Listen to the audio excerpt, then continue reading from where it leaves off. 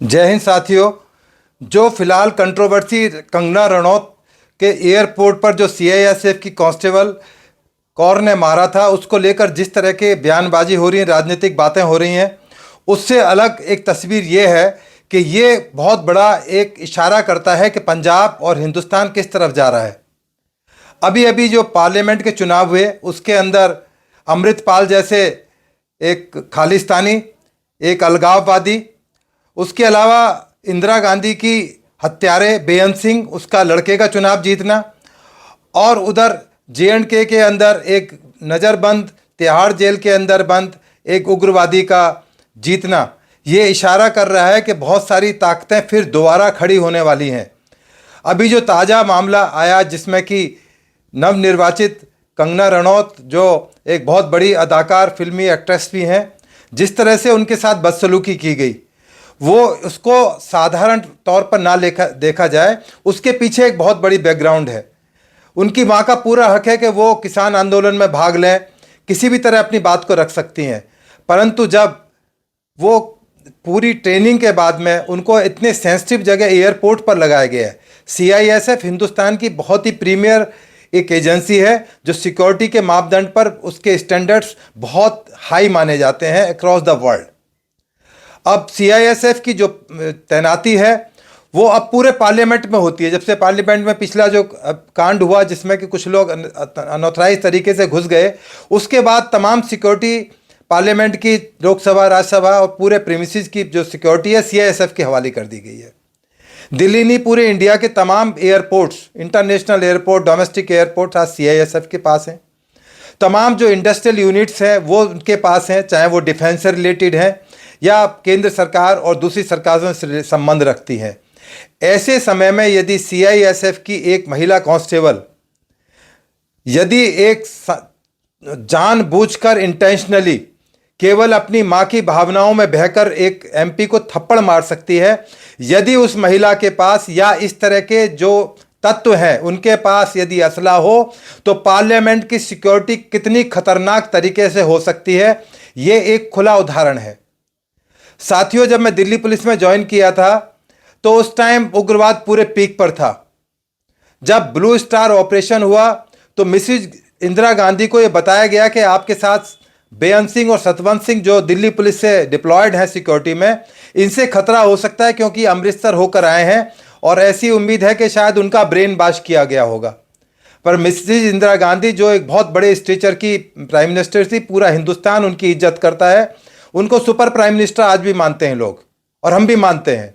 उन्होंने अपनी दरियादिली दिखाते हुए उनको कहा कि नहीं, उनको वापस ड्यूटी पर लाइए।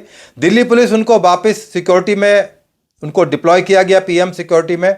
उसके बाद जो हशर हुआ आपने देखा। उनका लड़का, अभी बेअंत सिंह का लड़का, अभी पार्लियामेंट के अंदर चुनकर आए हैं। उससे पहले उनकी मदर भी एमपी रही है, बेअंत सिंह की पत्नी, और बेअंत सिंह के फादर।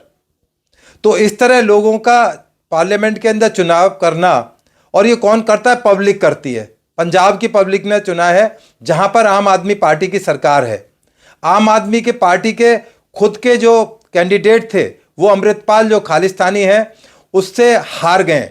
तो कहीं ना कहीं बहुत बड़ा संकेत जा रहा है कि आने वाले समय के अंदर जो खालिस्तान या पाकिस्तान, पंजाब को अलग करने की जो मुहिम है वो और तेज होगी और दोबारा से वही खालिस्तान का दौर आ सकता है, और उसकी शुरुआत हो चुकी है। आप केवल तमाम परिस्थितियों को यदि जोड़कर देखें तो यही निष्कर्ष निकलता है। पन्नू जैसे लोग, ये जो सीआईएसएफ की कांस्टेबल हैं जिनके खिलाफ डिसिप्लिनरी एक्शन लिया जा रहा है, डी चलाई जा रही है, उनको तुरंत डिसमिस किया जाना चाहिए, क्योंकि उनका जो कृत्य है वो फोर्स में रहने लायक बिल्कुल भी नहीं है। क्योंकि यदि उनके खिलाफ कोई एग्जेम्पलरी पनिशमेंट नहीं लिया गया तो बहुत सारे लोगों की, इस तरह के लोगों की हिम्मत बढ़ेगी जो डिसिप्लिन फोर्स में काम करते हैं। और एक बड़ा खतरा हमारे सिक्योरिटी के लिए, हमारे वीवीआईपीज़ के लिए, हमारे मिनिस्टर्स के लिए, हमारे एमपीज़ के लिए, हमारे सुरक्षा के जो प्रतिष्ठान हैं उनके लिए हो सकता है। कल को ऐसे लोग आरडीएक्स भी अलाउड कर देंगे, देश के हितों को ताक पर रख देंगे। राजनीतिक लोग कुछ भी कहें, उससे कुछ नहीं फर्क पड़ता। उनकी अपनी एक आइडियोलॉजी हो सकती है, उनकी अपनी सोच हो सकती है, परंतु राकेश टिकैत जैसे लोग जिन्होंने किसान आंदोलन के दौरान 26 जनवरी पर क्या कितना नंगा नाच किया, किस तरह से ट्रैक्टर आंदोलन किया, लाल किले की बदनामी हुई, तिरंगे की बदनामी हुई, वो आकर उसके सपोर्ट में खड़े हो गए। दलानी जैसे फिल्मकार बॉम्बे से उनकी तारीफ कर रहे हैं, पंजाब से पेश कर आ रही हैं कि उनको 50,000 महीने की नौकरी हम देंगे, और तमाम तरह की बातें हो रही हैं। उनके परिवार के लोगों के, उनके भाइयों के बयान आने शुरू हो गए हैं।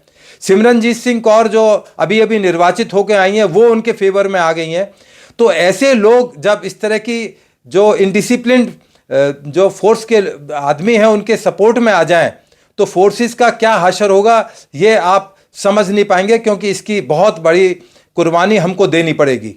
बल्कि मेरा कहना तो यह है कि इस तरह की जो महिलाएं हैं उनको ना केवल फोर्स से निकाला जाए, उनको अमृतपाल के पास में वहीं आसाम के अंदर डिब्रूगढ़ जेल में भेजा जाए, उनको एनएसए के अंदर डिटेन किया जाए, जिससे कि एक फोर्सेस के अंदर मैसेज जाए कि यदि इस तरह की इनडिसिप्लिन यदि आपने एक्ट किया तो आपके खिलाफ डिपार्टमेंट और देश उठकर खड़ा हो जाएगा।